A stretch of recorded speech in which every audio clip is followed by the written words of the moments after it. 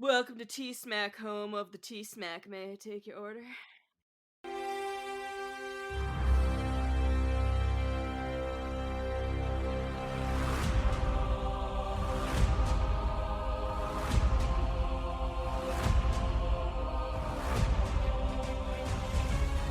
Welcome back, everyone, to another episode of Talking Smack, where we talk superheroes, movies, animation, comics, and all of that today. We have a very special episode where we're talking 2024 San Diego Comic-Con news and announcements. I am joined this week by Matt. Matt, how you doing? I'm doing okay. How about you? Can't complain. Just another beautiful weekend in the Midwest. A little steamy, but for the most part, the only downside right now is we are doing a little home project, so the cats aren't allowed in the basement. So if you hear extra meowing in the background, that's just because Quinn's mad that he's not in his bedroom right now. Yeah, I went for a walk around my neighborhood today, and it was blessedly only 80. Yeah, it was pretty close. It was mid-90s with humidity down here today. It was not the most pleasant day, but thankfully I didn't have to go outside. I do have to mow the lawn tomorrow, so I'm going to try and get that done before like 11 o'clock. Yep. Because it's supposed to be another steamer. But Yeah. I'm also excited because Pokemon Go has an event happening right now where you can get a shiny Tyrant, which, like, as much as I am not into Pokemon, Tyrant is my guy. As you can see, I've got he's a little T-Rex man.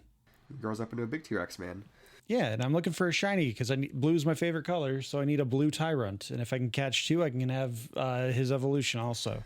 Beautiful. I didn't know that they were doing that. I'll have to keep an eye out. August 2nd through the 10th, I think, or 12th. Yeah, if you're into Pokemon Go, find us on Discord and let us know what your tag is, and we'll hit you up. We always need more friends on that. Yeah, for sure. But first off, we're going to go visit our friend's house over at the Super Familiar with the Wilsons with Josh and Amanda. When we come back, we're going to talk some Comic-Con news. We'll be right back. The Super Familiar with the Wilsons podcast. You know that family whose house you hung out in when you were a kid? The house was a little loud and chaotic, but always fun, and sometimes felt more home than home. Well, that's us. We're the Wilsons, and we welcome you into our podcast with silly chat, ridiculous games, and interviews with interesting people. Like a spin doctor. The Super Familiar with the Wilsons podcast. Welcome home. And we're back. We are here to talk some San Diego Comic-Con news, and we're going to get the big stuff out of the way first because Marvel was back at Hall H, and they put on, I don't want to say a spectacle, but they definitely, they brought down the house in a manner of speaking. They opened up talking about Captain America Brave New World, which makes sense. It's their next release. From what I understand, they did get the people in the audience did get a better look at Harrison Ford as the Red Hulk. But I think the standout of the show was just Harrison Ford seemingly having fun and just embracing his inner Hulk, which I had said a while ago that I would pay to see the press tour for Harrison Ford having to answer all of these bullshit Marvel lore questions. And it is already not disappointing. Someone asked him what it felt like to be part of the 616 universe, and he's just like, I'm in the 616. I gotta get out of here. He had no interest in engaging in anything. People are asking him like, oh, what's it like to Hulk out? And he's like, don't get me started. Just That's the beautiful thing about Harrison Ford is, like, you know, he has this reputation of being kind of a crank, and I don't think it's totally unearned.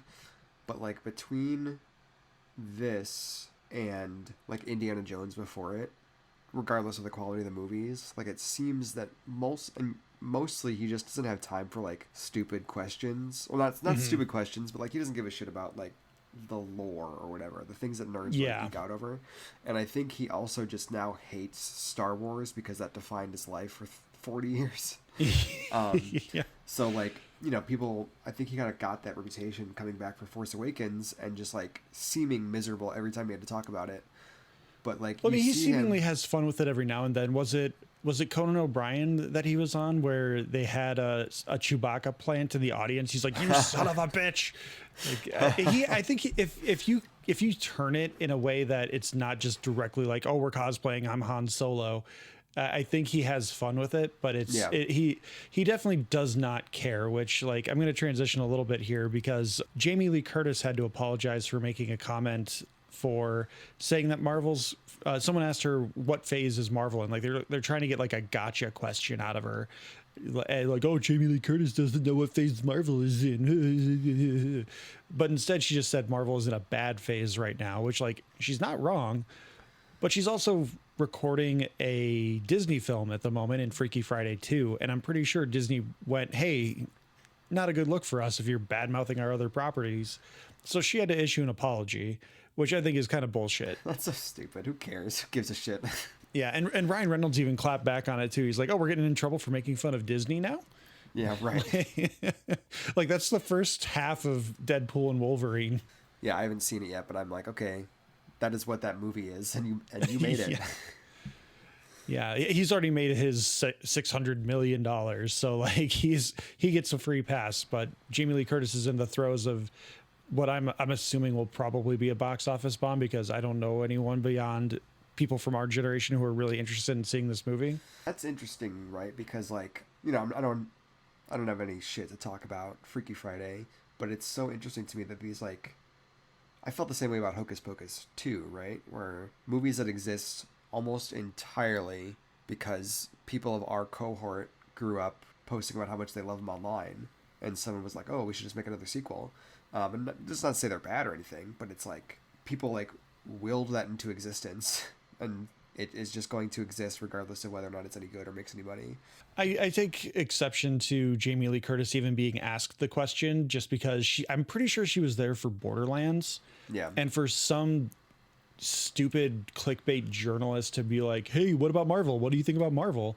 And she just has a comment about it, which, like, again, she's allowed to have an opinion. But, like, overall, I just think it's stupid that they have to do this press row of Comic-Con nerds, anyone who has a podcast, and just answer whatever question they have, that even if it's not related to the thing they're there for. And I get you don't want to like curate the questions, like lead the questions, because you want to have like a natural conversation, but at a certain point you kind of have to direct them to like at least be relevant. Well, and it's tough, right? Because, like, you know, I don't know who asked this question. Maybe it was just some chucklefuck with a podcast. Maybe it was like a quote unquote real journalist. It's one of those things I kind of sympathize with a little bit, because when you're writing for like a website or something, so many of those, so much of whether or not you get paid is based on clicks, right? And so like a really good way to make sure you get some buzz is to like ask Martin Scorsese what he thinks about Marvel, or ask Alan Moore a question about a DC movie or something, like a question you like can already guess the answer of, but because it will hit the zeitgeist or whatever, it's going to generate a lot of buzz for like 12 hours and get you a bunch It'll of trigger clicks. the right people to click, Yeah, rage so click like, it. So like maybe it's some shithead, maybe it's just some guy trying to make sure he gets paid for a story, who knows? But either way, it sucks no matter what. But that's constantly you see these stories, someone's like so and so, on whether or not they would direct a Marvel movie, and that's exactly why they get asked that question, is because they know that's the thing that's going to push the story around social media. Yep, but that's all I really had to say about that. I wanted to just vent about that for a quick second, because again, I don't even think Jamie Lee Curtis should be asked that question, just because, again, that's not why she's there. Yeah. And the fact that she has to issue an apology pretty much strictly because she is filming a Disney project right now is also kind of bullshit. Yeah. But overall, getting back to Marvel, we're gonna keep talking a little bit, because we didn't get a chance to talk about the Captain America Brave New World trailer at all yet, because we've had a July was an awesome month for us. I don't know if you've had the opportunity to listen, Matt, but we've had two really good interviews with Douglas Burton and Michael Hirsch, and then Deadpool and Wolverine. But really close to just releasing a bonus episode talking about Brave New World. But then I saw like immediately everyone else did, so I'm like, whatever. No one cares what I think. Yeah, I think, you know, I don't know how true this is for most people, and I am kind of a mark even now. But I thought it looked I was hooked by the trailer, honestly. I'm at least interested in the tone. It seems like it's reaching for that, you know, Winter Soldier style of tone. Whether or not it captures that, it remains to be seen. But yeah, I think it's got a good blend of Winter Soldier and Civil War stuff in at least the tone from the trailer. I know Alex is a little skeptical of it just because it's in its like third set of reshoots, which like that's not great. Yeah. But hopefully it's part of the reshuffling and retooling that Marvel has been doing. And it's tough, right? Because like a major character that they have in this movie is like the little known Israeli equivalent of Captain America from Marvel Comics, which like whatever you think of that situation in the world right now, I don't think anyone making this movie could have really predicted how touchy that would be by the time this movie was getting finished. So yeah, I mean, this was supposed to have been in production. This was supposed to have been the July release for this year. Right. So I don't know if they've retooled anything just to kind of be a little less politically sensitive.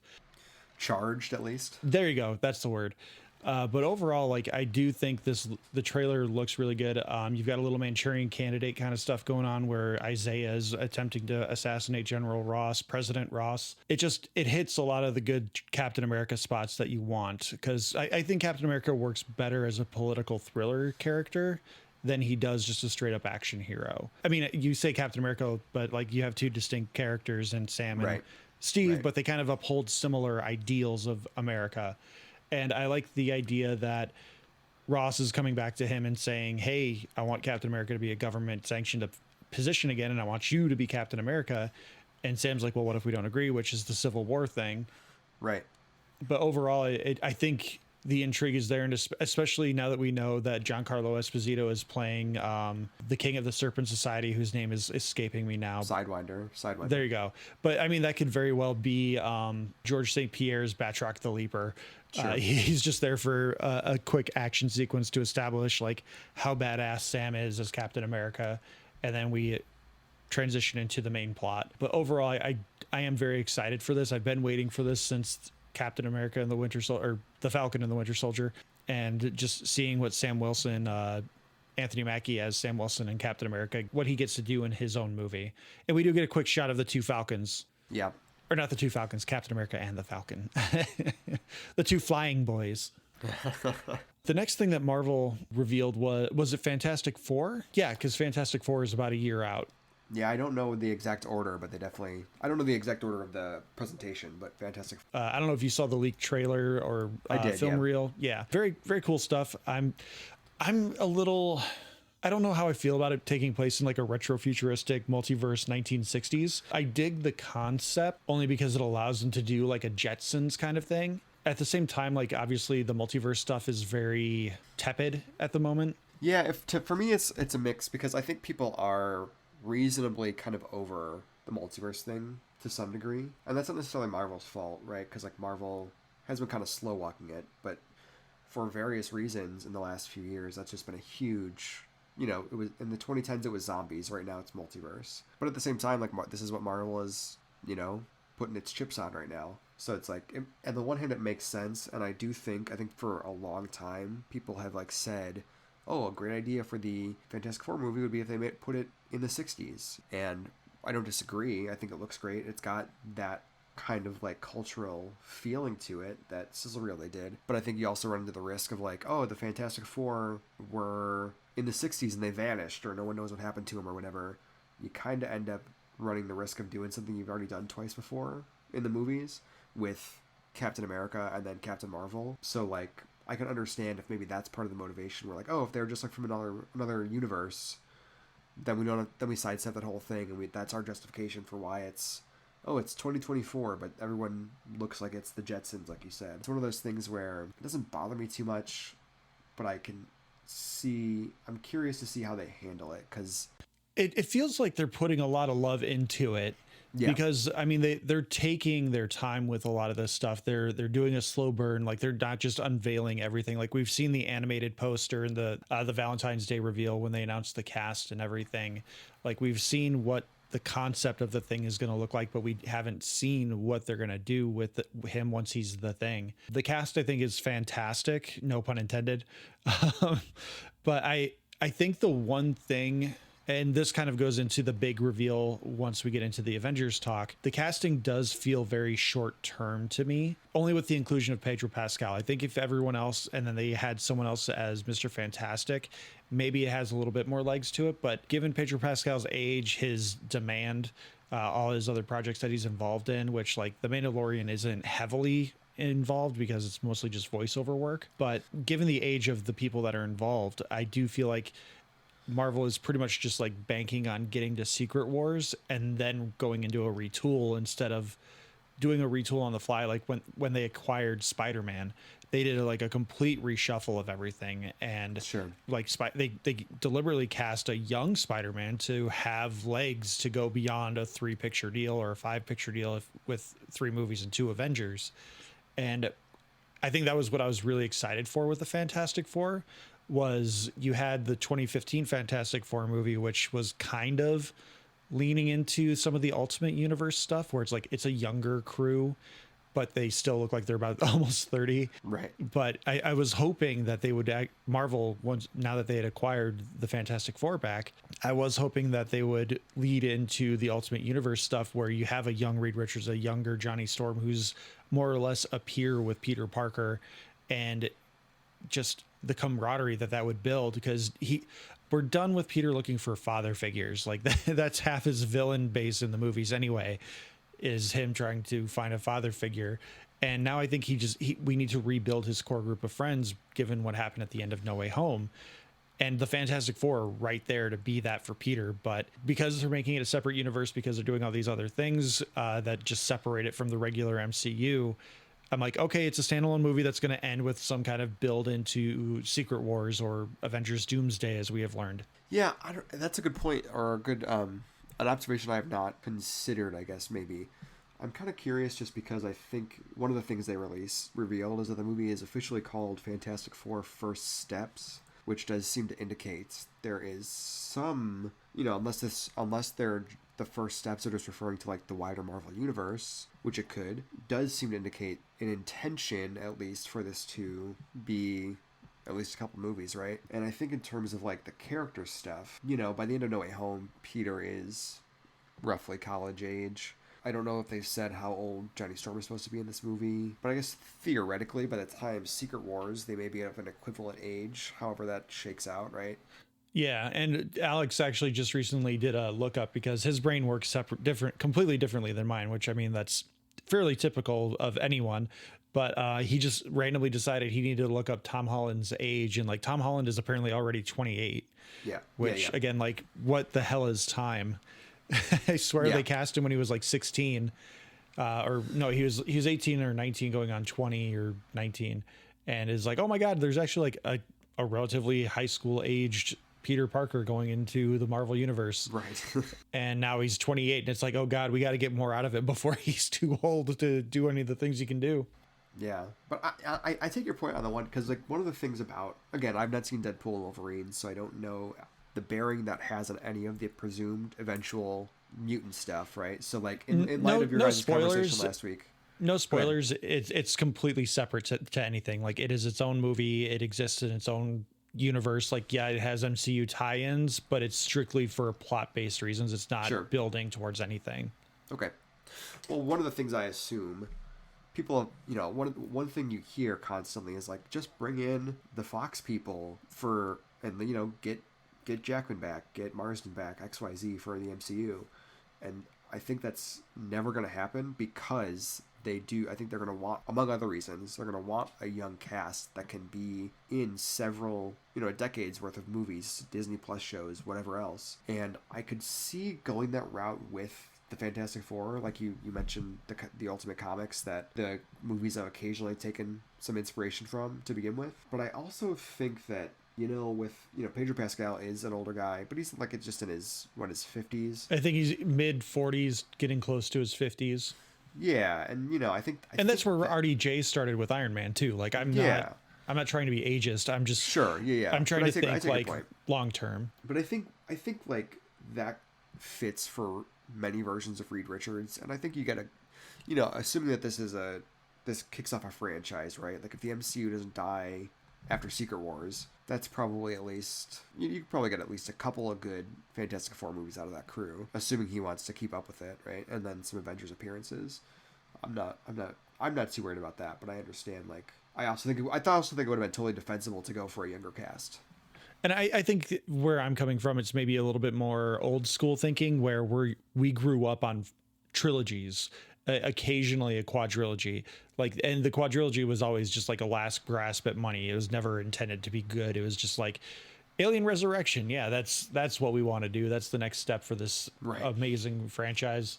But like, the MCU is its own franchise. Like it has gone, it's 30 some movies deep, getting close to 40 by the time we get to Secret Wars. And I do think that the mentality going into these kind of announcements has shifted, because everyone is kind of expecting like, oh, what is it building towards, instead of it kind of being like what it was in phase 1 and 2, where the Avengers movies were more, here's what's happening when they're not doing their solo stuff. Now it feels like everything is just building towards the team up stuff, and anything that's not alluding to the team up is kind of a waste of time, even though doing solo adventures is kind of what people have been clamoring for since like 2017, like just after Ragnarok. Yeah, it's interesting because, like, I think to that point, Marvel is its own thing, but in that thing, most of those franchises, if they get more than one movie, they go 3, right? I think we're starting to see that change a little bit, where Thor got a 4th movie. Now we're getting another Captain America movie that is starring a new character, so it might as well be sort of a new trilogy in some ways. And Anthony Mackie's not a young duck anymore either. I think he's in his mid-40s too now. Yeah, right.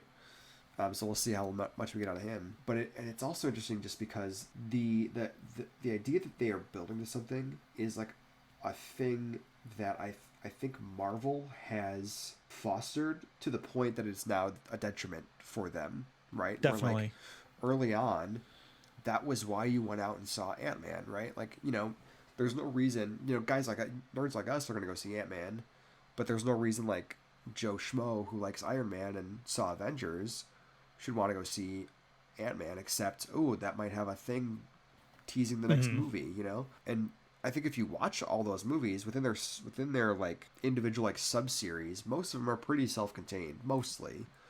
Not always, to varying degrees. But now that there are 30-something movies and like 10 TV series, now everyone sees that and Marvel going, watch it all, so you know what happens when Blorbo shows up in the credits of Little Dwarf Patton Oswalt shows up. so you know what happens when that guy shows up.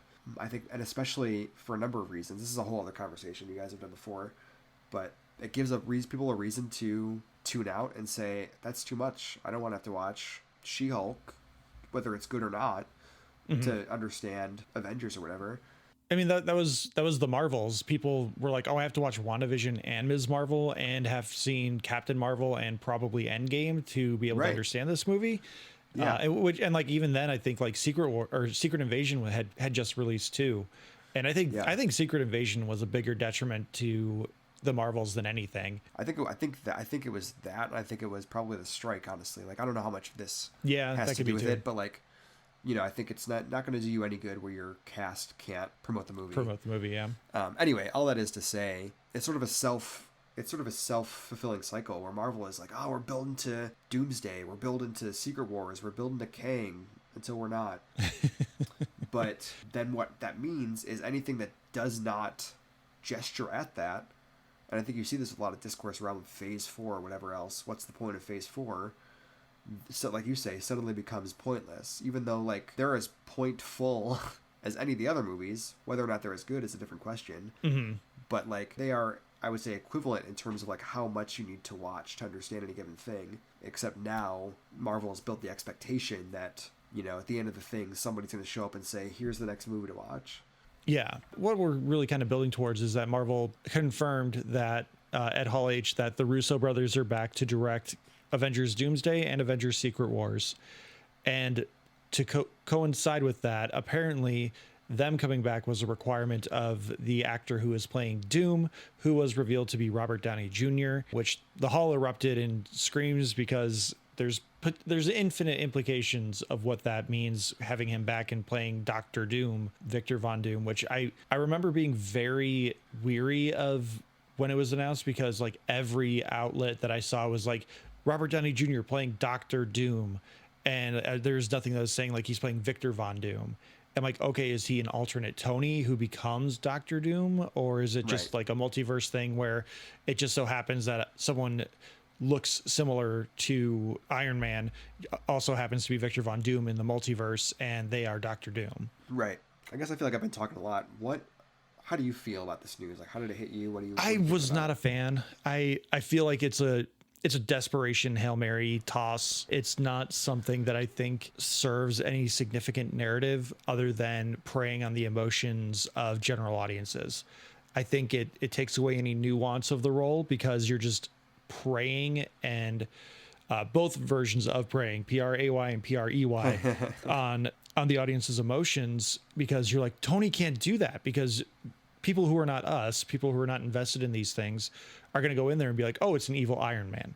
Right. And that's not who Doctor Doom is. And Right. you're taking away something from probably Marvel's most recognizable villain. Yeah, I think on the one hand, like you said, it is very obvious, whether it's perceived or real. You know, there is the sense that Marvel is not having a good time right now.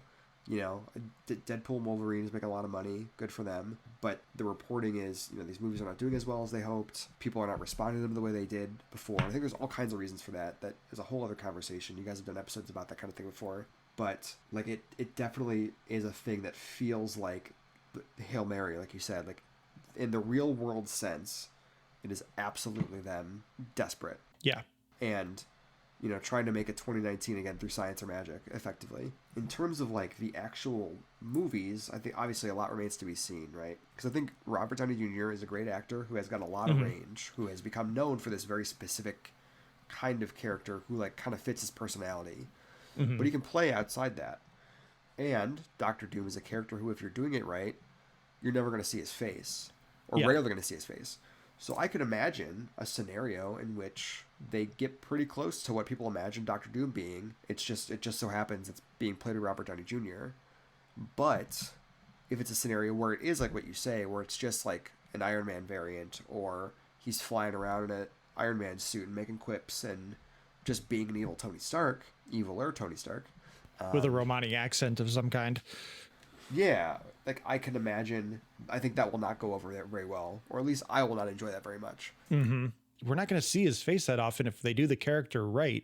Like maybe in Secret Wars, if they're adapting the 2015 event from Jonathan Hickman, if that's the version they're adapting, then like, okay, I can kind of see it, because at some point, Miner's a fairly big spoiler alert, he takes off his mask, and if I remember, oh no, that's at the end of it. He in the comic, he takes it off and he is very grotesque, which, like, the Fantastic Four continuity has shifted here and there for decades, where sometimes he's just a very beautiful man who has like a very minor cosmetic scar in his face, and he finds himself hideous, so he hides behind the mask. But in Secret Wars, he is literally just grotesque. Like, he looks like King Viserys from season 1, at the end of season 1 of House of the Dragon. Yeah, he doesn't have a nose. I think that's notable, if only because, like, that I think that is the first time, like, an official Marvel Comics continuity where, like, they just show what his face looks like. And there's, like, various other versions in which they kind of do what you said, or, like, they've talked about it in those terms, or they kind of allude to it. But, like, Secret Wars, which is, like, you know, I think that's, like, the first time that they just, like, this is what his face looks like, and it's totally fucked up. Which they could do in the movie, and then, again, that would be Robert Downey Jr. under a bunch of CGI or makeup. And all of that is to touch on the end, where, like, one of the things that happens is, like, as a parting gift, Reed Richards fixes his face, and that leads to some other kinds of other stuff. You were having a point, and I started rambling, so I don't even remember what the point was anymore. But overall, with the Robert Downey Jr. announcement, I'm ambivalent to it. I see the vision behind it, because, like, if you are building more off of, like, Spider-Man and other characters responding to an evil version of Tony Stark, someone who looks like Tony Stark, but they're like the biggest evil in the multiverse, I get it. Yeah, it's going to be a big shock for them. But also, it's Doctor Doom. How do they know he looks like that unless, again, you're building at, like, you get to Secret Wars, he just doesn't have the mask for 90% of the movie. Then it's like, again, what's the point of making him Doctor Doom then, if he's not in the mask? Yeah, and I think depending on how you do it, again, like, you know, real world stuff aside, the way I feel about this when it comes time to sit down and watch the movie is entirely based on their approach. And I guess we won't know until we know more about that. But I could see you getting, like, a moment or two out of it. You know, like, for some reason, he is unmasked and he's got a regular face and he looks like Robert Downey Jr. And Peter Parker sees him and is like, oh, shit, or whatever, for a second. But if, like, that's what you know, if that becomes, like, a main theme of your movie, again, if it's just Iron Man but evil, if he's you're relying on a gimmick that's not going to last the test of time. Yeah, I think it's going to be a big whiff. So I think if they pulled it off right, they did it well. Robert Downey Jr. can pull it off, but it just depends on what they do. But yeah, overall, I think Fantastic Four looks good. We got a quick glimpse of Galactus in the leaked footage, which like I've seen a bunch of nerds getting really upset that Galactus is like slightly larger than building size, but they clearly forget that Galactus can change sizes. Like he is still the world eater, but he can... Get over it, nerds. And that's maybe my one thing, going back to Fantastic Four a bit, but touching base on what we were just talking about. I think they've said Robert Downey Jr. is going to be in these two movies, right? Doomsday and Secret Wars. And the speculation is he will be teased at the end of Fantastic Four. Right. And I think that's the thing that I think can get me with a lot of these movies sometime is just the impulse to just like go straight for the hits, right? I get why you would do Galactus. I get why you would also do Doctor Doom.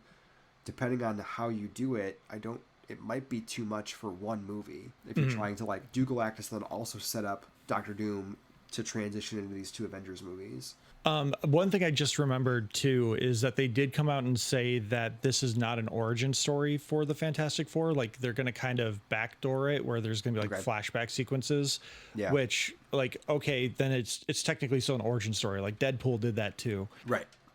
If you want to do a not origin story origin movie, you do Homecoming again. Sure. Because it's his first big adventure as Spider-Man after the events of Civil War. Before then, he was a street level hero. So like you come in and they're still doing experiments and they don't have a full grip on working as a team and all this stuff. Like you're doing an origin movie, you're just skipping the cosmic radiation that gives them their powers. I think that if you did a couple flashback scenes as opposed to like Deadpool where it is kind of the second act of the movie is explaining how he got there, I think that could still work, but I guess it remains to be seen exactly what the balance is. One point I was going to make earlier that I want to make sure I touch on is I still like, Doctor Doom's great. Again, I'll reserve judgment on like the performance of Robert Downey Jr. until we see it. There's still a part of me that's just like, if you were really invested in Kang, like you had the easiest out in the world to recast this guy, even if you even had to explain it, right? Like if you felt the need to explain it, you built yourself a scenario in which it is so easy to just like sub in somebody else instead of like doing this whole thing. So there's a part of me that's like, why didn't you just do what you were gonna do, but get a new guy? That's one thing that, again, because it's Disney, we will never know the truth of it. But I have heard reports from podcasts with more credibility than ours that John Majors, he had an ironclad contract that said only he could ever play Kang. Oh.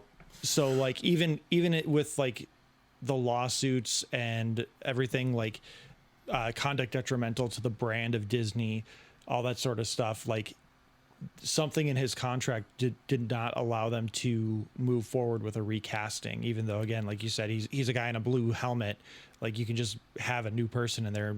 Very few people would probably bat an eye, especially once you establish that there are infinite number of him now. Yeah. I could see that being, obviously that would be a hurdle if that's true. And it could just be as much as like, we just need something because people are not responding to this shit. So like, let's bring back the famous guy that everyone loves. Mm-hmm. Which obviously they did anyway. So. Yeah, and they said that like Robert Downey Jr. is getting like a percentage of profits, and the Russos are getting $80 million to do both movies. Yeah. So like, what the profit margin is for this movie, for especially Doomsday, considering they've been doing pre-production on this since since before the pandemic, really. Right. The budget on both of these movies, let alone like Fantastic Four, given all the reworking that is done, because like. Previously, John Watts was attached to it, which is what I think that's when they were planning on doing like an Ultimate Universe style one, where it's going to be a younger crew that could like blend with Spider-Man. But overall, the MCU is, we'll say they're in an interesting place, and I'm still on board to see where they go, because I'm not the creative person. I'm not Kevin Feige who built this franchise. In Feige, we trust until it completely derails or until he gets canceled, one or the other. Once he shows up not wearing his baseball cap, that's when you know it's time to jump ship. Well, let's jump over to the other side of the street with DC Comics, because there's some good stuff that came out of Comic-Con. This is a Comic-Con conversation again. Yeah, right. But DC didn't have a huge presence. We did get some some trailers for the Penguin series coming to HBO, Creature Commandos, My Adventures with Superman was confirmed, season 3, and a Superman and Lois trailer. Matt, well, I'll let you start. Where did you want to kick things off with DC? I believe the trailer for Superman and Lois, I think actually dropped before Comic-Con, but they did show an extended clip at Comic-Con. Maybe they both came out at Comic-Con. I forget. I think it was flipped. I think it was an extended clip, and then I think they released the full trailer with Comic-Con. Possibly. It doesn't really matter. Either way, we have a couple bits of information about that new season, which is the last season of the show, and thus the last vestiges of the Arrowverse, such as it is. I think that is coming out in October. And long story short, last season 3 ended with a cliffhanger, Superman versus Doomsday, and then this trailer confirms they're just doing some version of Death of Superman. And the Rise of the Supermen. Yeah, very potentially. It's how long that will actually go. They have 10 episodes, and I don't know how many of those you can get away with not having your star in. I mean, The Flash did Flashpoint over, I think, 2 episodes. 2 episodes. Yeah. So, like, I hope they don't let it drag, especially because Tyler Hoechlin is an amazing Superman. I don't care that he's 5'6". He's an amazing Superman. Yeah, you only have the 10 episodes left, so you want to make the most of them. And the extended clip was like a big fight between Superman and Doomsday in space. Presumably the thing that opens the season, because them fighting on the moon is like the cliffhanger that ended the last season. I remember messaging you after I saw it, and I was like, what the hell? There better be like a surprise bonus episode, because I don't like this. Yeah, well, and it's at the time, I think that was before they were picked up again. And I think everybody, because at that time, that was around the CW was like going through its sale, and it was very clear that someone in the equation was like done with the partnership between CW and DC, and it was just like, Flash ended. They were not picking up any of these spin-offs they've been trying to do. Yeah, they were getting rid of like all their legacy stuff, and they pretty much said, we're going to focus on bullshit like Keeping Up with the Kardashians, like whatever knockoff version of that we can do, we're going to do that instead. Low budget, high margin sort of shows, I think, is what they said. Yeah. So going into that 3rd season, I was like, oh, it's probably going to get canceled, and I'm fine with that. And then, I don't know if ending the season on a cliffhanger was them making, daring them to cancel or whatever. Mm-hmm. But if that's what they were doing, they paid off, because we get one more season, 10 episodes. I'm on record as being into this show. It's not perfect, but it's like among the better live action Superman. For what it is, depictions. yeah, it's definitely a really good Superman show. And it makes me feel good to talk about Superman again, because like the 90s Superman TV show actor, right, he has outed himself as a giant douchebag. I really just I hate looking back at that show and being like, man, I remember loving that show, but now I can't really look fondly back at it because I feel icky knowing who he is. And now I can look back at this show at the very least and be like, that was a damn good Superman. It's the warm fuzzies you got from like watching Brendan Routh put on the Kingdom Come suit and kind of giving his Superman a send off. Yeah. So I don't have much to say aside from that. I'm looking forward to it. It's one of those things where I don't get too broken up about like TV shows ending, because that just happens all the time. But I'll be sad to see it go to that degree. And it is interesting to realize that like it is the end of a relatively almost uninterrupted streak of like a DC show being on. Yeah, it's been like 12 years, because Arrow started in like 2010 or 2012 is when Arrow started. I think it was 2010, and also before that comes out a year after Smallville ends, and Smallville is on CW, and before that it's on the WB. So like, and then Arrow supposedly started as a Smallville spinoff. So like, depending on how you want to track this thing, it's like the end of a long stretch of live action DC TV on this one network, because the CW is a merging of UPN and WB going back to like 2001. It premiered October 2012. Sorry, I didn't mean to interrupt. I just remember Scotty was really into it. It was bothering me that I couldn't remember exactly when. Yeah, 2012. I was mistaken. So I think Smallville ended in 2011. So it's like except for like that 1 year, between, there's always been some degree of like this studio on this network, which is pretty wild to think about. That's fair. And then, I think the My Adventures with Superman thing was just the season 3 confirmation, and also And I think they confirmed Crypto is going to be in season 3 as well. And I think they said they're doing Superboy, Superboy, that's what it was. Connor Kent. I think the most notable thing there is first of all, he just looks like Superboy. He's got the leather jacket and everything, but the complexion of the character seems like, if you forgive me for invoking anime, the dreaded anime, it seems like they may be doing a little bit of a Trunks situation, which I don't know how much you know about Dragon Ball Z, but Trunks, I know absolutely nothing about DBZ. You know, after they defeat Frieza, a guy shows up in a cool leather jacket and says, "Hey, by the way, I'm from the future and I'm about to kick some ass." Okay. So like in that case, he's maybe, when I say complexion, he's got like the slightly darker skin that they use for Lois Lane in that show.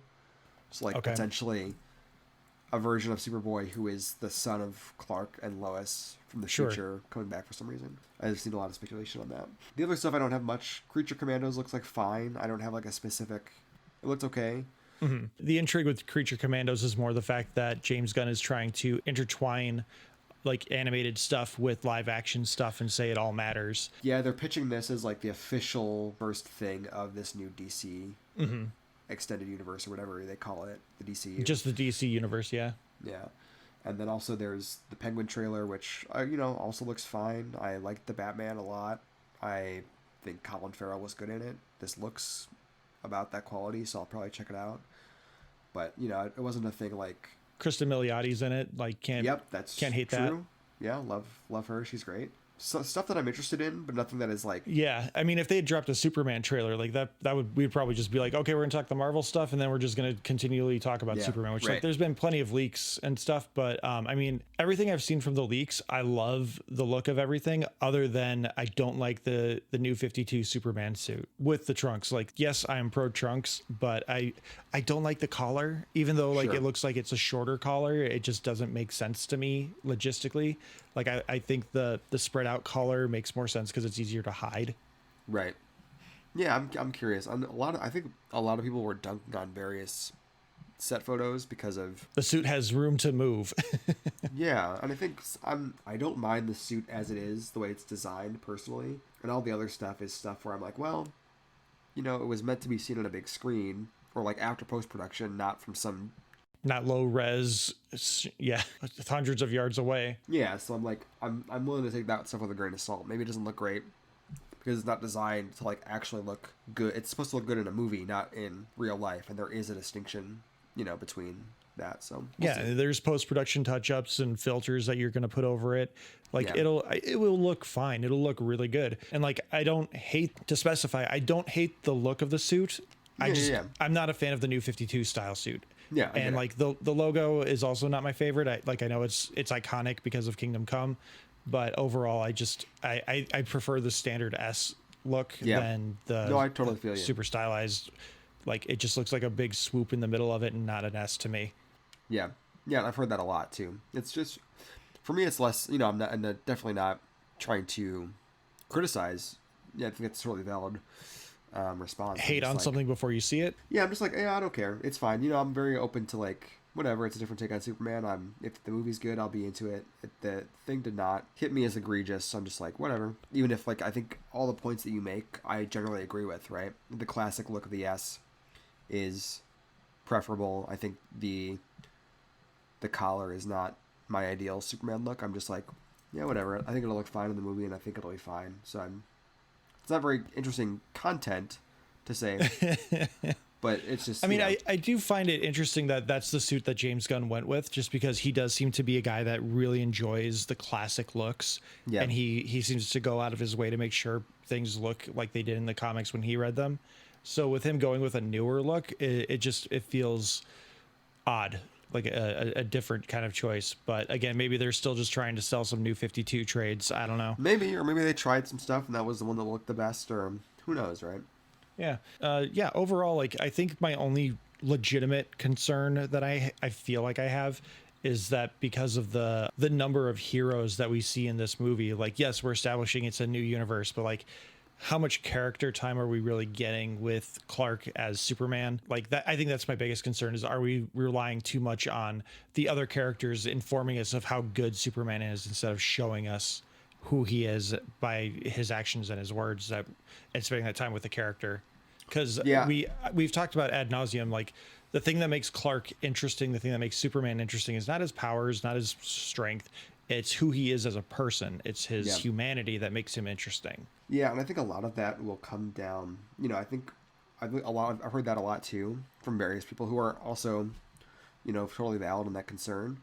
If I had to guess, and it's all speculation, right? We know nothing about this movie almost. My guess is that those characters are probably going to be glorified cameos more than they are like actual regular characters, right? Where Sure, yeah. we're establishing that Superman operates in a world where there are other superheroes, maybe with room to be in their own thing later, and that it won't be a thing where it's like a movie about Superman and these other characters hanging out. And part of that is because I think James Gunn generally has a good head on his shoulders with this stuff, and that's what I hope the movie is, because I want to see just a movie that is like about a good Superman. Mm-hmm. It's not that I think that a movie that would be about Superman hanging out with this Justice League or whatever would be bad, but it's also maybe not the first thing I want to see. And I think you're running the risk that it would be bad in this first outing more than you would if you just like, oh, we cast Nathan Fillion for a bit part like we did with the Suicide Squad before, Overall, like we didn't get any of the Superman stuff really that we were talking about just now. It was just a tangent that went on a little longer. But I think the only other real DC news was they revealed the Bullet is once again the DC logo. Yes, and there's like an official DC Studios fanfare with like Superman breaking out of some chains, like classic Fleischer animation Superman. If you don't know what the Bullet is, I don't know how to describe it to you in audio. Just Google DC I legitimately Bullet. didn't know that it was supposed to be a bullet. It's just a halo around the DC logo with like 4 stars off center. I don't know if it's supposed to be specifically a bullet, but they just call it that. I don't know if they were like, it's going to be a bullet or not. But it was the DC logo that they used for years. If you follow comics at all, when you think of the DC logo, depending on when you started, odds are that's the logo you think of. And they phased it out when they launched the New 52 in favor of an updated redesign. Well, didn't it change with, I think it was Batman Begins is when it changed around that time. Because I feel like I remember that DC logo changed because I think they were trying to do more theatrical stuff and they wanted a logo that looked more theatrical, which is why you got like that DC star swoop. You might be right about that. I forget. Around that time, in the 2000s, they changed it somewhere. Mm-hmm. And they've tweaked it a couple times since then, but now they're just bringing back. They announced it for the movies, classic. But they've recently said, I think, this is just the DC logo again. We're bringing back the old logo, which, as a dork who has followed this stuff for a long time, that's great. I love that. Mm-hmm. Speaking of cliffhangers, going back to our Superman and Lois talk, I remember hating that cliffhanger only because I had just recently gone through a cliffhanger with Strange New Worlds. Yeah. And I remember texting you after I finished it because I think we were a little behind. So when we finally got to it, we were like, is there a new episode like tomorrow? Because again, this isn't how shows end anymore. And you're just like, classic cliffhanger, baby. Yep, that's how it used to be. And, I'm speaking like this like I was there. I've gotten into Star Trek in the last like 6 years, but it used to be every single season almost ended with part 1 of a 2-parter. The season ends and like something happens, like you come back in the fall and see what happens, right?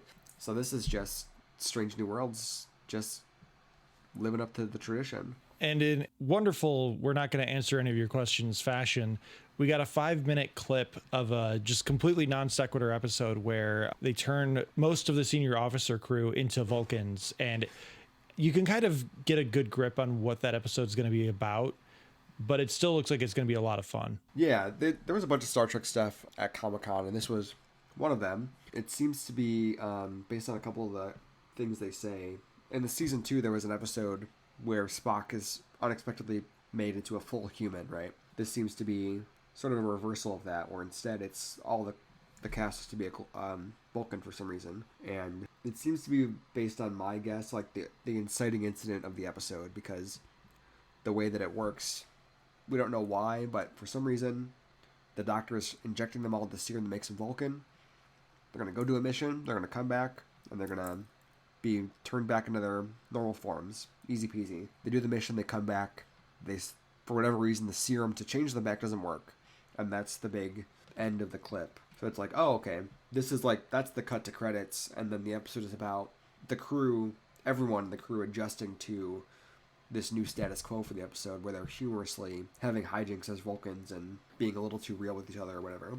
Yeah, I feel like where that episode's going to end up going is that the emotions are going to they're not going to be able to control the emotions, because they kind of allude to that when they're transforming. But I think a big part of it is also going to be kind of putting Spock back into his place, where one of the things that they constantly remind him of throughout the mission, as we learn after the mission is successful, is that they just remind Spock incessantly that he is not a full Vulcan, even though you would think logically they would be like, yeah, even though technically through the serum we are Vulcan, we are technically human. Yeah, I think there's, if you really want to, there's probably a couple things you could nitpick about that, and that's one of them, right? Not to dismiss your point, but like, you know, there's, among other things, within the quote-unquote lore of Star Trek, it's not, Vulcans are not inherently logical, right? They are actually, like, train themselves to suppress.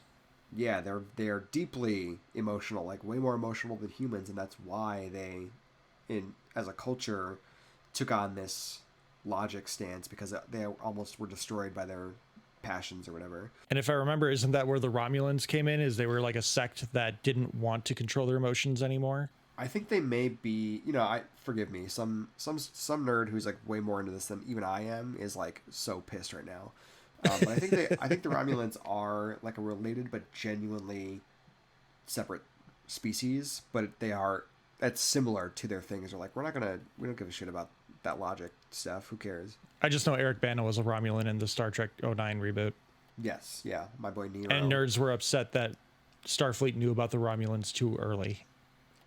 I can't get on it. I could, but I won't. So, you know, I think if I had to guess, again, who knows, right? This is just a clip of an episode, and it's hard to extrapolate too much from that. But my guess is that the sort of what you were saying, somehow Spock's unique place as a half Vulcan, half human will play some role in the resolution, which brings him to a point where he's like, oh, I'm not lesser for not being a full Vulcan or whatever, you know? Mm-hmm.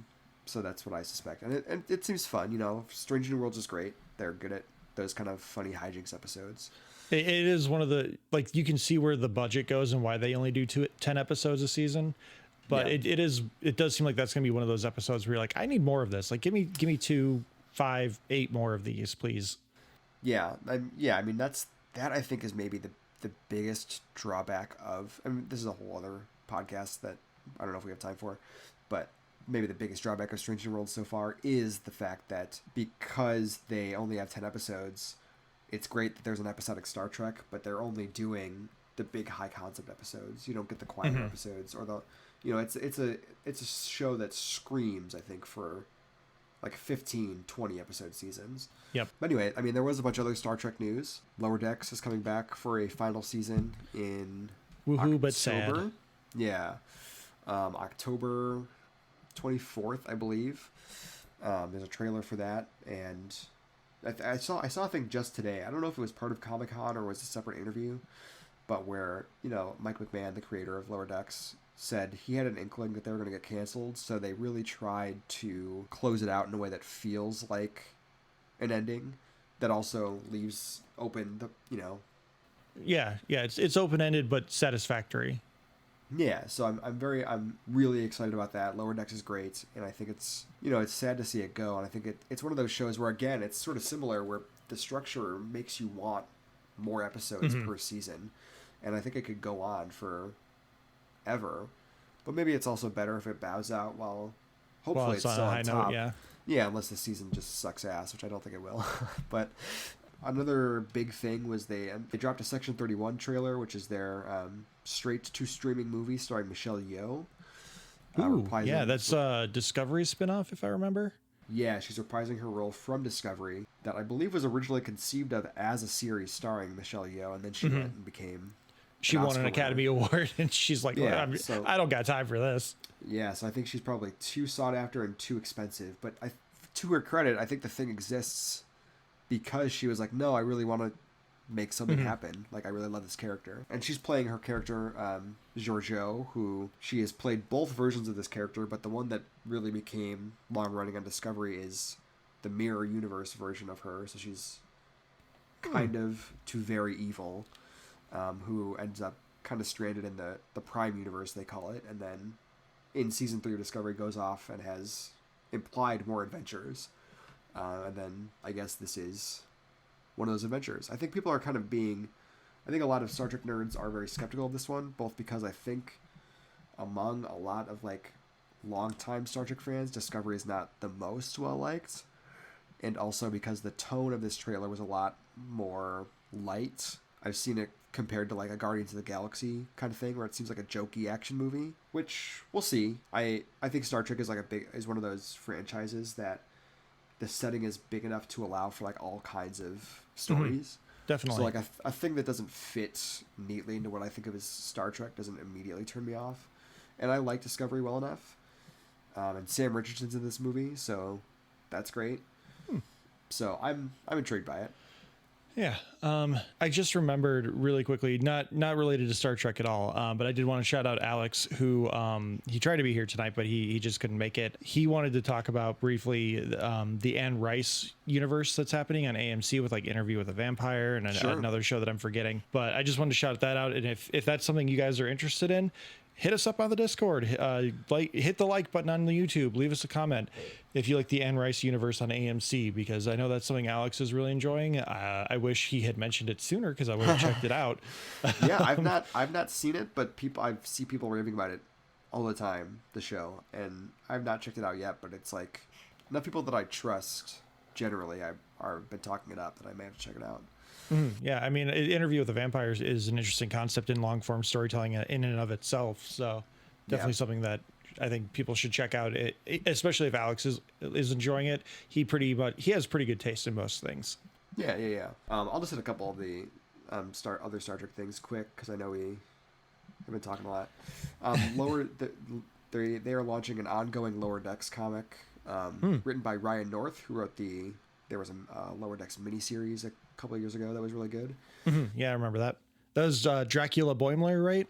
Yeah, basically, it was like a holodeck Dracula, and there was some Dracula Boimler shenanigans in it. Yeah, that was fun. And then you may also know him. He wrote Squirrel Girl. He is currently writing the Fantastic Four comic for Marvel. Okay. Great writer all around. He actually, I believe the artist is Derek Charm, who is the artist that picked up Squirrel Girl from Erica Henderson when she left the book. So, yeah, I think that launches in November. So I'm pretty hyped about that. Starfleet Academy is like the only other show that we know about that is not currently like airing or about to end. That's the one that got shifted over to Netflix, right? That's Prodigy. Prodigy, okay. Which that one, at least, I guess there was a little bit of information. That Prodigy, which is really good, and if you haven't watched it, you should, Josh, because it very much starts in a place that has like the vibes of one of the Filoni Star Wars shows, like cartoons. Okay. And then slowly, over the course of that first season, becomes like just a Star Trek-ass Star Trek show. And it's like about a bunch of kids who are they're effectively like, we're in a Star Wars, and then the story is, oh, we're in a Star Trek. I can't imagine a bigger disappointment from today's generation. Yeah, right.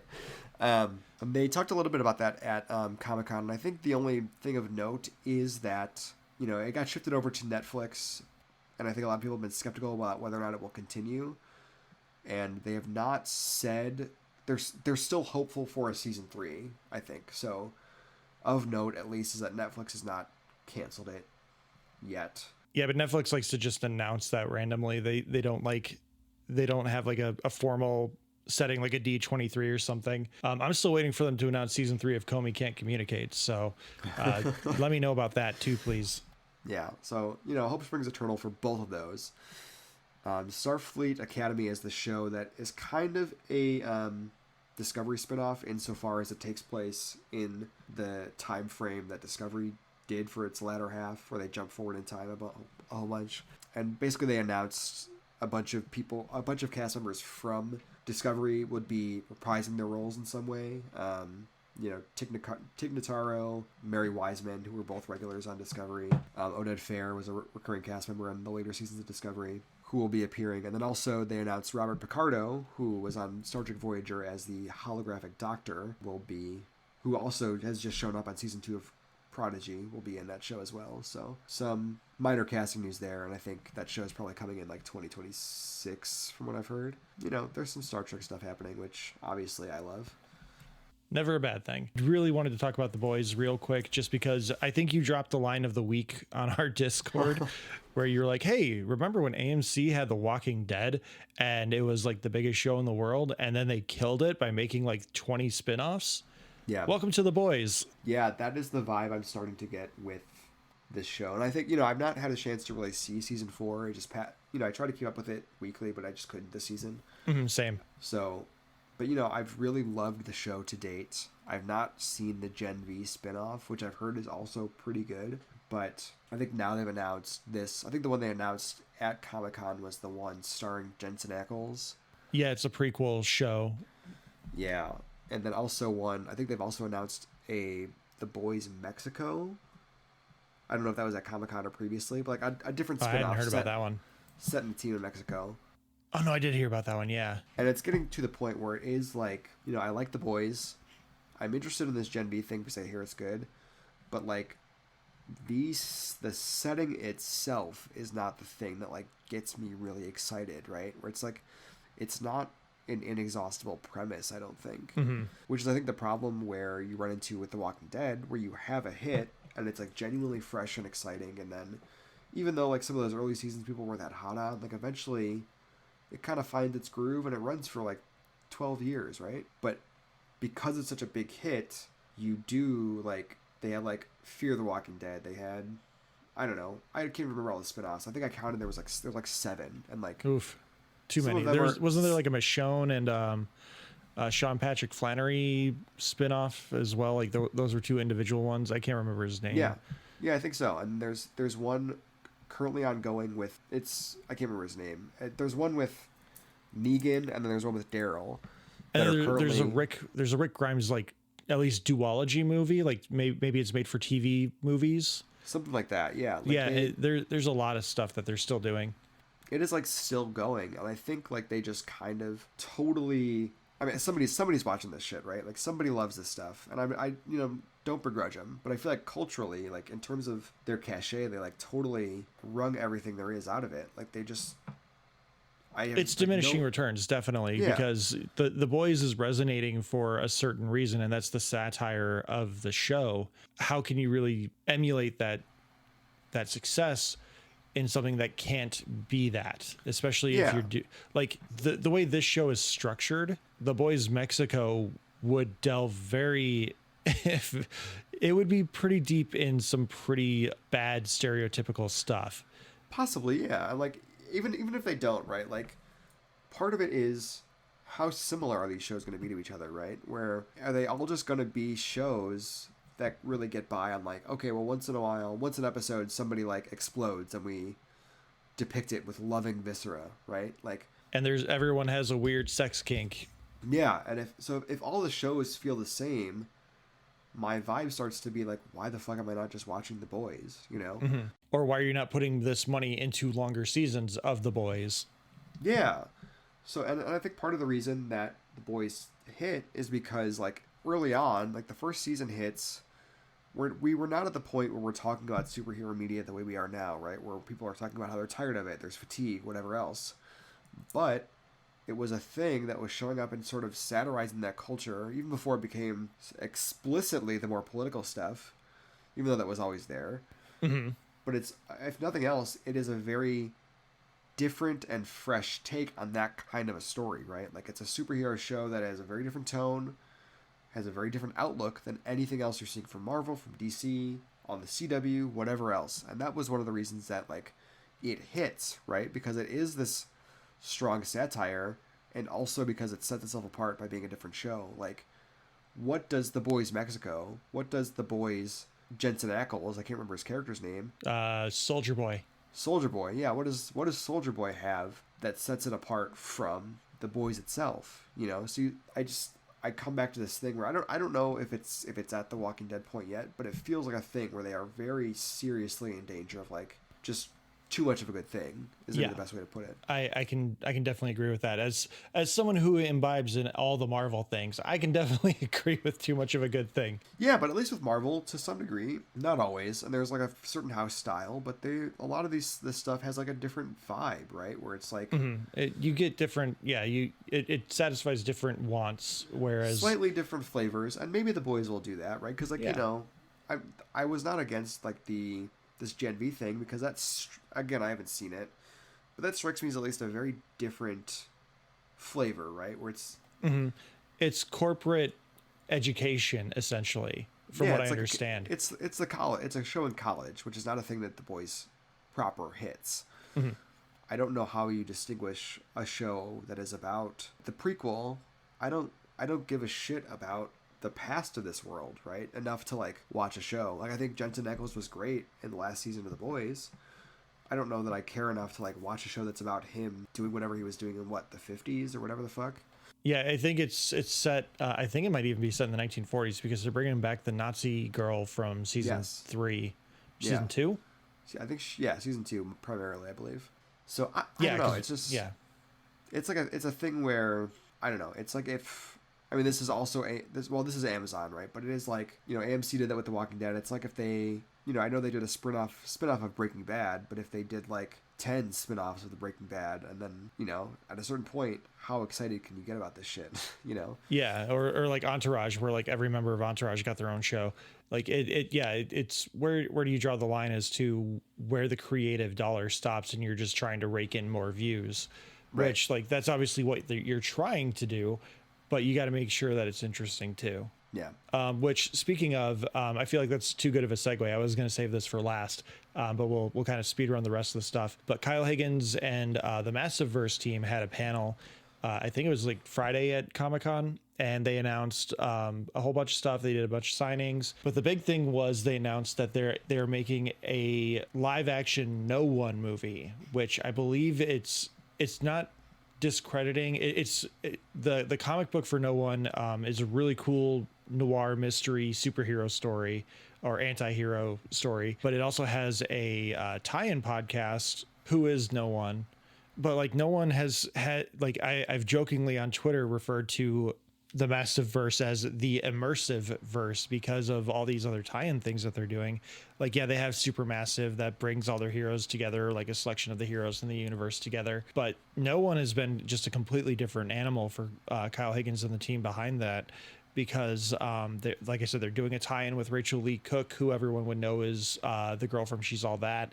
Patton Oswalt's tied into it, and they're playing in-world characters that are on panel in the comic book, and they're kind of recapping different events that are mentioned in the show or in the comic book. And like, it's not essential. Nothing they do is essential material for the overall story that takes place in the comic. But from what I understand from the No One movie they're working on, is it's a documentary style. No one is filming it to kind of share his side of the story of what's going on, or I should say their side of the story. And it sounds so cool. And I know Kyle Higgins has been trying to break into video movie stuff. He did an animated Radiant Black versus a character from Kyle, who I'm forgetting his name, but like they did a timey-wimey thing, and they even got like Will Friedle in to do the voice for Radiant Black. And they brought Will Friedle back for an audiobook that they're doing for Radiant Black. And they also got Ryder Strong, who played Sean Hunter on Boy Meets World, to come in and voice Nathan alongside Will Friedle's Marshall. So like there's a whole bunch of cool stuff going on. And I promise you, dear listener, I will pull every string I have to try and get like a screener and to sit down with Kyle Higgins for this thing, because I am so excited for this.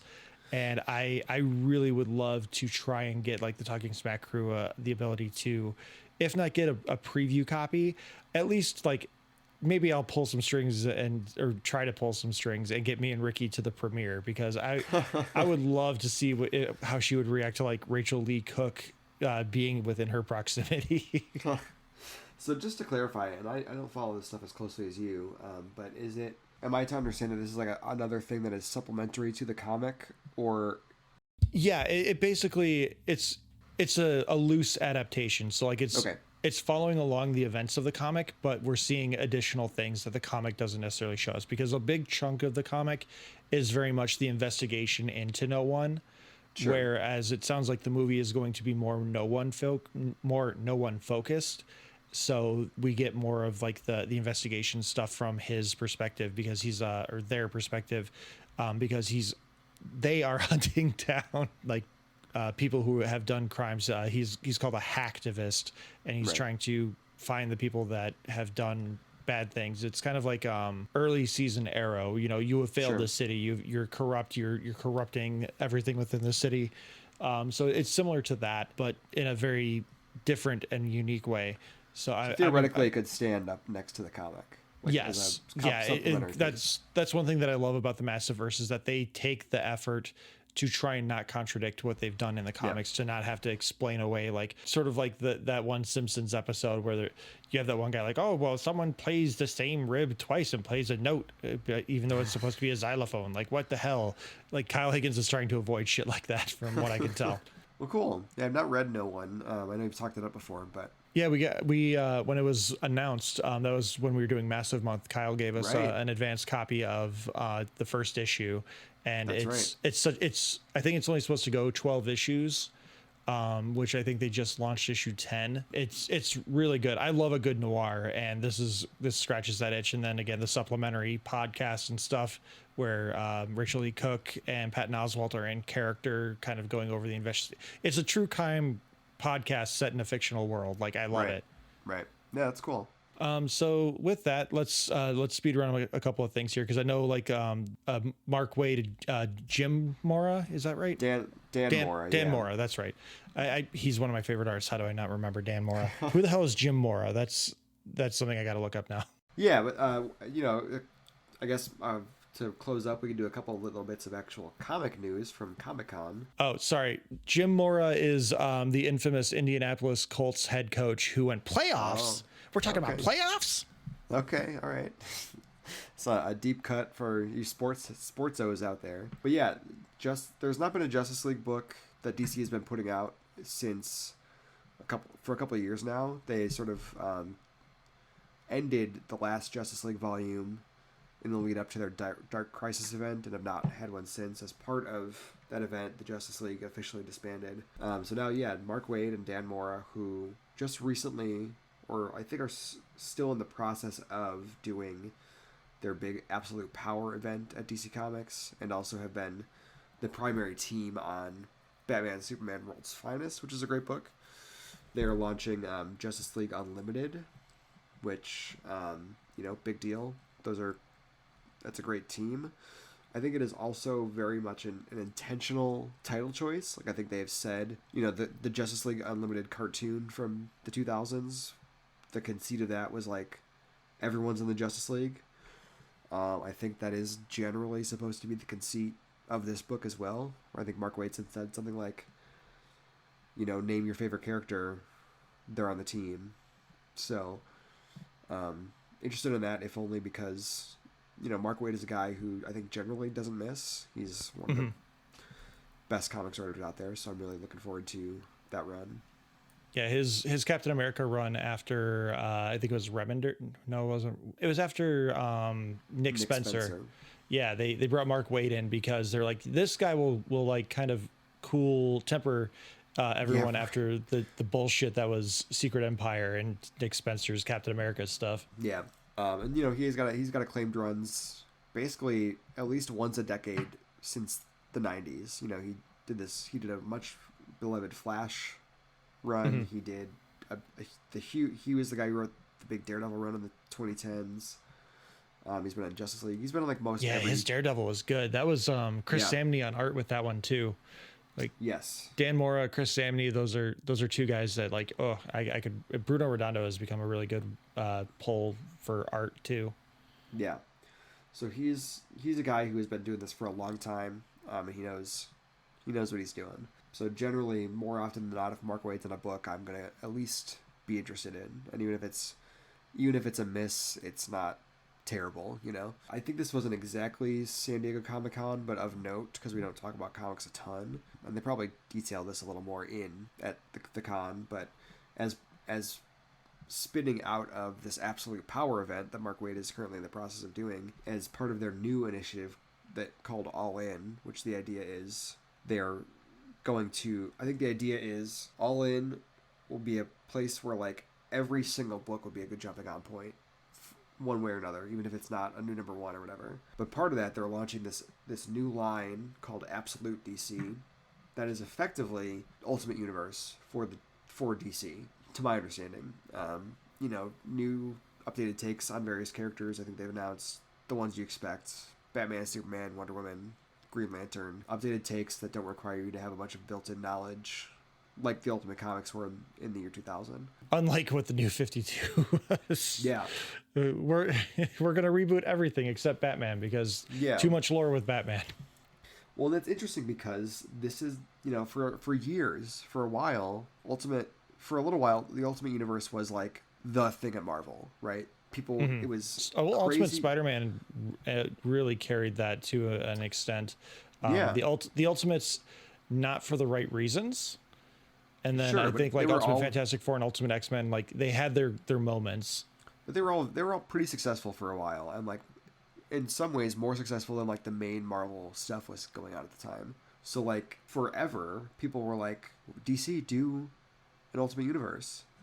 And in a weird way, they did it like this is like the third time they have done that. It's just like one of those times was the New 52 where they did the Ultimate Universe but replaced the real universe. So it's weird that they're finally now doing this sort of parallel line that the Ultimate Universe always was. And also kind of interesting that it's happening around the same time where Marvel is also spooling up their new version of the Ultimate Universe. Yeah, I picked up issue 1 of the Ultimates for the new Ultimate Universe. I'm very excited to read that. I've heard good things about it. I've not read it yet, but the only one I've been following there is Ultimate Spider-Man. Ultimate Spider-Man has been really good. It's really good. I've heard similar things about Ultimates, so I will have to. I also have Marvel Unlimited. I read some stuff on there, so I'll have to check that out when it hits. I forget that I have access to that. So I'm like, I need to read this. When is Matt going to buy this? It's a really great way to follow books that you're like, oh, I don't care enough to pay $5 an issue for it, but I would like to read X-Men or whatever, Anyway, a couple other things they announced. Ram V is launching a New Gods book, and which I only mentioned because Ram V is another one of those writers who generally, if they're writing a book, it's pretty good. They're currently wrapping up a Detective Comics run that's been solid. They did a really interesting Swamp Thing reboot a few years back.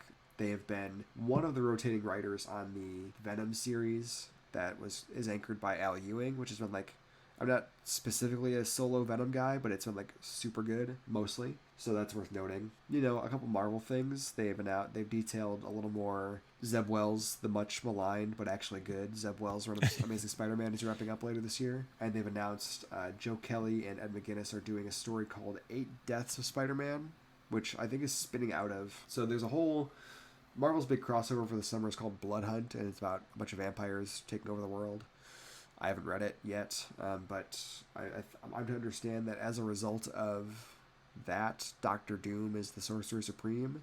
They've been teasing that for decades. Yeah, and so my understanding is that this story has something to do with that. So it's like a magical Spider-Man story that's supposed to run, I don't know if it's 8 issues or 10 issues or something. I'm not sure if that means that that's the length of the Joe Kelly run, and then someone else is going to take over, or if it's just the kickoff of a longer stint, but we'll see. And then they were launching a new West Coast Avengers book, which was notable because it sounds like they're going to put Ultron on the team, which, okay, all right. Is that Hank Pym Ultron, or is that like, are they retconning that whole thing? I believe that they have recently, I forget exactly how, I want to say it was the Al Ewing again, Wasp miniseries. I think that they have not retconned it, but they have undone it, where now they are once again separate entities. But I've read that miniseries, it was really good, but I cannot at this late hour conjure the mechanism for that. But you read the Wasp miniseries, or the one where Ant-Man or Hank and Ultron? They were one of the same. Yeah. Okay. Gotcha. Well, yeah, the Wasp miniseries was the one where they undid it. Mm-hmm. And then when they originally did it was like a graphic novel back in like 2015 or something. Yeah, they're ramping up towards Age of Ultron. Yeah, it was the Rage of Ultron.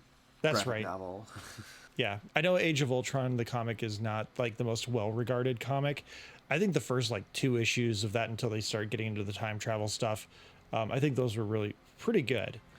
Yeah, it's too bad it's like a 9-issue miniseries. Yeah, it was an event that lasted like a whole year. All right, well, Matt, thanks so much for having been here. Yeah, of course. Always fun to talk Comic-Con. D23 is coming up, so I'm heavily considering doing another D23 announcement episode, but we'll need to see what comes out of it, because maybe Definitely nothing. will be. Yeah, I mean, I think it's safe to say some Marvel and Star Wars stuff will happen. Whether or not it's worth talking about is another story. Exactly. So with that, we're going to start wrapping up here. As previously mentioned a couple of times now, don't forget to join our Discord. There are links in our episode descriptions. Hit like on the YouTube videos that you may be watching. Subscribe if you also enjoy. Email us your thoughts, opinions, questions on all announcements, nerd things at tsmackpod@gmail.com. Find us on all the social media platforms: Blue Sky, Instagram, Threads, Hive Social, Facebook, YouTube, TikTok, and Lonnie's website at Talking Smack Pod. Thank you to Leo Allen for musical themes, Beppo for our original avatars, Retro Oil Studios for our Ricky avatar. Please like, subscribe, rate, review on your podcatcher of choice. Most importantly, thank you all so much for listening, and take care.